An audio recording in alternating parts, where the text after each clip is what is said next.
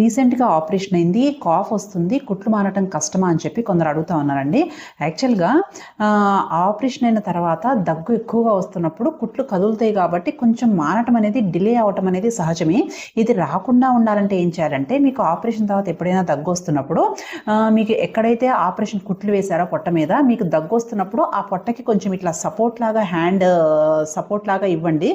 అంటే మీకు dressing pad ఎక్కడుందో తెలుస్తుంది కదా, అక్కడ కొంచెం హ్యాండ్ సపోర్ట్ లాగా ఇవ్వండి దగ్గు వస్తున్నప్పుడు పొట్టంతా కదలకుండా.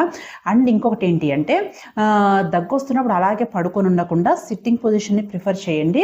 అండ్ వాటర్ ఎప్పుడు కూడా చల్లటి నీరు తీసుకోవద్దు, రూమ్ టెంపరేచర్ కంటే కూడా గోరువెచ్చని నీళ్ళు రెగ్యులర్గా తీసుకోండి. అండ్ నెబులైజేషన్ పెట్టుకుంటే కొంచెం తొందరగా రిలీఫ్ వస్తుంది.